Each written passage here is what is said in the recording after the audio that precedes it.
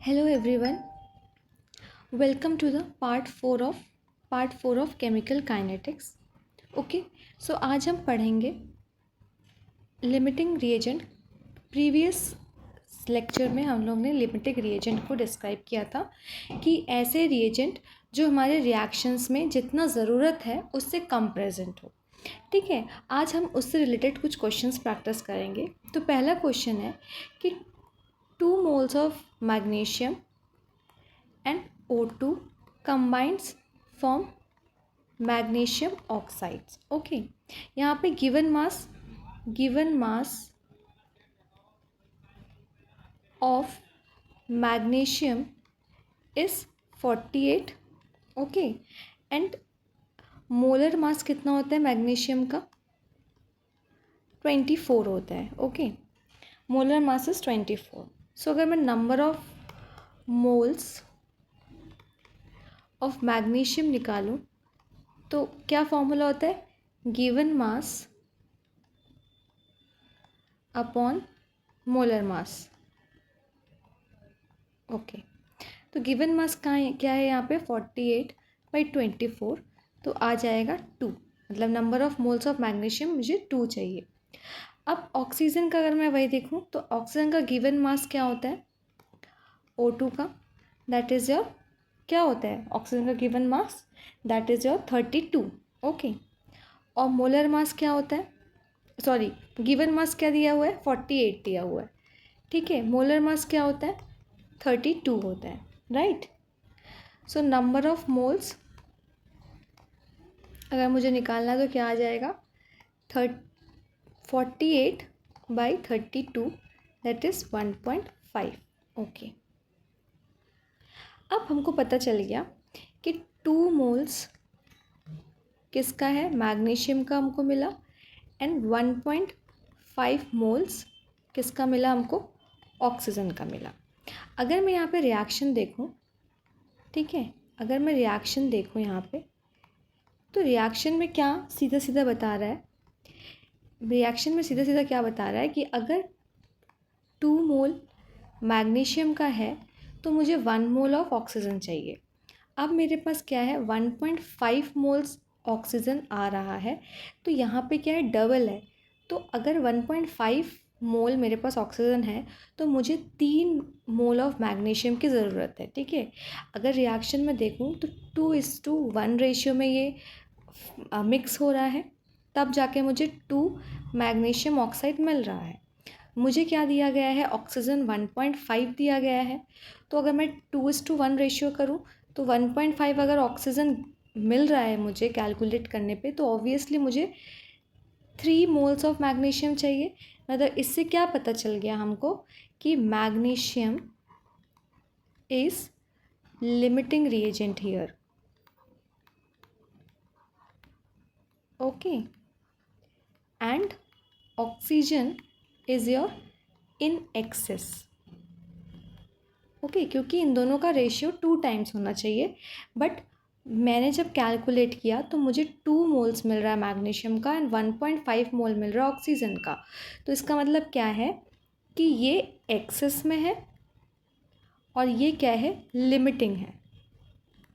अब क्वेश्चन में क्या पूछ रहा है कि कितना मैग्नीशियम ऑक्साइड बन रहा है. तो मैग्नीशियम ऑक्साइड कितना बनेगा 2 मोल्स ऑफ मैग्नीशियम ऑक्साइड क्या हो रहा है फॉर्म हो रहा है. मैग्नीशियम ऑक्साइड का अगर मैं मोलर मास लिखूं तो क्या होता है मैग्नीशियम का 24 एंड ऑक्सीजन का कितना 16. राइट, यहाँ पे O2 था ना तो इसलिए 16 + 16 किए थे हम. यहाँ पे सिंगल ऑक्सीजन है तो 16 ओनली होगा.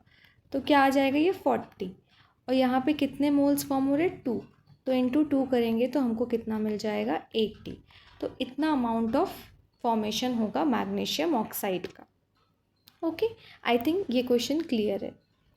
अब यहाँ पे क्या बताया जा रहा है कि 2 कार्बन, दिस इज़ ये डिनोशन हम करते डिनोट करते हैं सॉलिड ऑक्सीजन गैस, और ये बना क्या रहा है कार्बन मोनोऑक्साइड गैस.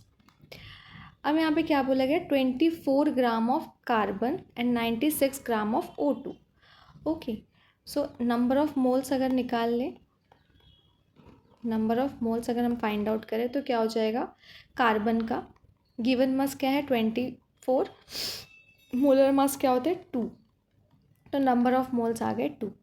वैसे ही अगर नंबर ऑफ मोल्स हम ऑक्सीजन का निकालें तो गिवन मास क्या है 96 और मोलर मास आ जाएगा 32, क्योंकि यहाँ पे 2 ऑक्सीजन है तो 16 + 16, तो नंबर ऑफ मोल्स क्या हो जाएंगे यहाँ पे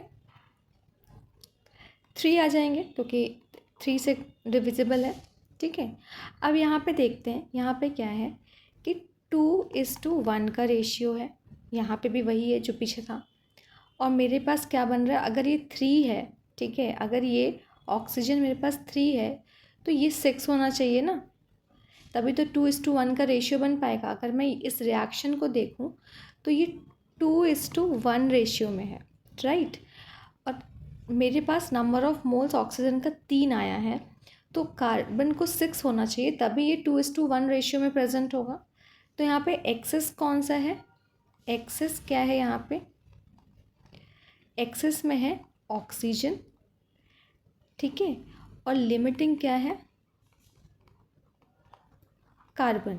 क्यों लिमिटिंग है कार्बन, क्योंकि कार्बन का मोल 2 आ रहा है, ऑक्सीजन का 3 आ रहा है। अगर गिवन रिएक्शन में हमको इसको जस्टिफाई करना है तो कार्बन को 6 होना पड़ेगा, तभी वो 2:1 में हो पाएगा। ठीक है, अब जो एक्सेस रिएजेंट है, find the amount of left reagent. अब क्या था, कितना रिएजेंट लेफ्ट है, एक्सेस, एक्सेस में कौन प्रेजेंट है, एक्सेस में मेरा ऑक्सीजन प्रेजेंट है। ओके, एक्सेस में कौन प्रेजेंट है, ऑक्सीजन प्रेजेंट है। रिएक्शन में अगर हम देख रहे हैं तो क्या है reaction, that is your 2 carbon + O2 है। ठीक है, ये हमारा रिएक्शन है। एक्सेस में कौन प्रेजेंट है, ऑक्सीजन प्रेजेंट है। फाइनल जो मेरा आंसर था, ठीक है, जब मैंने कैलकुलेट किया तो कितने मोल्स आए ऑक्सीजन के, 3 मोल थे। और फ्रॉम रिएक्शन, रिएक्शन में कितने मोल्स थे, 1 मोल्स थे, तो कितना ऑक्सीजन बचा, 2 मोल्स ऑफ ऑक्सीजन क्या हो गया, बच गया। ठीक है, सो कितना रिएजेंट बच गया, that is your 2 moles. Okay, तो हम अभी डिस्कस करेंगे ज़ीरो ऑर्डर रिएक्शन को। अब हम एंटर कर चुके हैं पार्ट बी में, केमिकल काइनेटिक्स के। पार्ट 1 में हम लोगों ने बहुत कुछ डिस्कस किया, rate of appearance, disappearance, rate law, और ये सब सारी चीज़ें हमने कवर कर लिया। अब ज़ीरो ऑर्डर रिएक्शन पे आते हैं। जैसे हमको पता है कि रेट जो है डायरेक्टली प्रोपोर्शनल होते हैं कॉन्सेंट्रेशन में। फॉर ज़ीरो ऑर्डर के लिए क्या होगा, for zero order rate concentration पे डिपेंड नहीं है, मतलब किसी भी तरीके से अगर कॉन्सेंट्रेशन को मैं इंक्रीज़ करूँ डिक्रीज़ करूँ, रेट पे कोई असर नहीं होगा। तो इसका अगर हम ग्राफ प्लॉट करते हैं तो ग्राफ प्लॉट में हमको मिलता है, ठीक है, एक स्ट्रेट लाइन मिलता है, मतलब यहाँ पे रेट कॉन्सेंट्रेशन के ऊपर रिलाई नहीं कर रहा है। अब यूनिट अगर मैं निकालूँ इसकी, तो जैसे हमको पता है इस फॉर्मूला में अगर हम पुट करते हैं किसी भी वैल्यू को तो हमको उसकी यूनिट मिल जाती है। यहाँ पे x क्या है, 0 है, so mole litre inverse 1 - 0 second inverse, mole litre inverse second inverse. तो ये आ गया फर्स्ट ऑर्डर ज़ीरो ऑर्डर का यूनिट। ठीक है, this is your unit of zero order. अब हम पढ़ते हैं इंटीग्रेटेड रेट लॉ।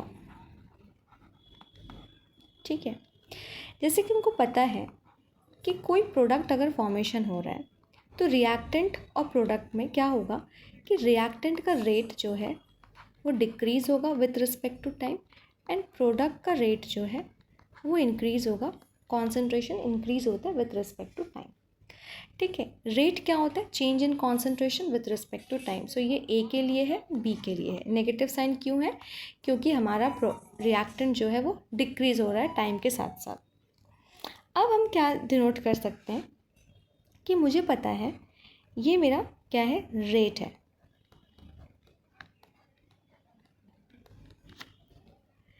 जो कि किस पे डिपेंडेंट है, Ka0। Ka0 पावर 0 है, तो ये वाली वैल्यू क्या हो जाएगी, अगर मैं पावर 0 कर रही हूँ तो ये 1 हो जाता है ना, ये 1 के बराबर होता है। ये क्या है, रेट है, ठीक है।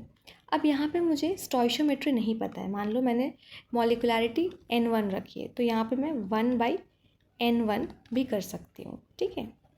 N1 मुझे नहीं पता क्या है। अब ये 1 के बराबर हो गया, तो ये कैसे हम लिख सकते हैं,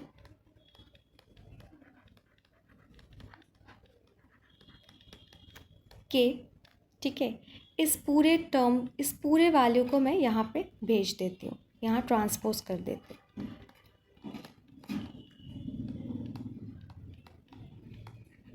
यहाँ तक तो कोई दिक्कत नहीं है, ठीक है। ये कैसे आया समझ हमको आ गया है।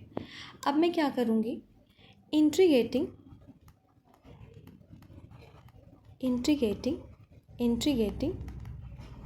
बोथ साइड मतलब दैट इज dA, और ये -N1K, ये कांस्टेंट है तो इंटीग्रेशन के बाहर आ जाएगा T, ठीक है। इन दोनों को इंटीग्रेट करना है मुझे। अब अपर लिमिट और लोअर लिमिट क्या लेंगे, लोअर लिमिट है यहाँ पे A0 और अपर लिमिट है AT। A0 क्या है, A0 इज इनिशियल कॉन्सेंट्रेशन, जब मेरा रिएक्शन स्टार्ट नहीं हुआ था तब मैंने कितना रिएक्टेंट लिया था। AT क्या है, कॉन्सेंट्रेशन आफ्टर टाइम T। मुझे T नहीं पता, मुझे नहीं पता रिएक्शन कितने लंबे समय से चल रहा है, 10 सेकेंड के लिए चल रहा है, 20 सेकेंड के लिए चल रहा है, 1 घंटे के लिए चल रहा है, तो मैं इसको T से डिनोट कर रही हूँ। तो टाइम T पे, ठीक है, मेरा रिएक्टेंट कितना बचा हुआ है तो उसको मैं AT से डिनोट करूँगी, और शुरुआत में मैंने कितना रिएक्टेंट लिया था उसको मैंने A0 से डिनोट कर लिया। वैसे यहाँ पे भी लोअर लिमिट हो जाएगा T0, that is time initial, मतलब 0 सेकेंड, जब reaction initial reaction not started that is 0, TT at time T। अब मैं इसको इंटीग्रेट कर दूंगी तो मुझे क्या मिल जाएगा, that is your integrate A0 से AT एंड T0 से T, ओके T। अब यहाँ पे मैं क्या लिखूँगी, that is upper limit minus lower limit is equal to -N1K, T0 मतलब 0, अपर लिमिट क्या है T है, और ये 0 हो जाएगा क्योंकि 0 सेकेंड में, तो मेरी वैल्यू क्या आ जाएगी, AT minus A0 is equal to -N1K T। तो ये इंटीग्रेटेड रेट लॉ आ गया ज़ीरो ऑर्डर रिएक्शंस के लिए। अब अगर मुझे निकालना होगा A at concentration of time T, तो मैं निकाल सकती हूँ इस फॉर्मूला को पुट करके, ठीक है। सो ये आ गया zero order, integrated rate law of zero order. इस फॉर्मूला में पुट करके हम निकाल सकते हैं किसी भी रिएक्टेंट के कॉन्सेंट्रेशन को। अब नेक्स्ट में हम पढ़ेंगे हाफ लाइफ और इसके कुछ ग्राफ्स एंड क्वेश्चंस प्रैक्टिस करेंगे। सो इसके लिए आपको नेक्स्ट वीडियो का वेट करना पड़ेगा। Thank you.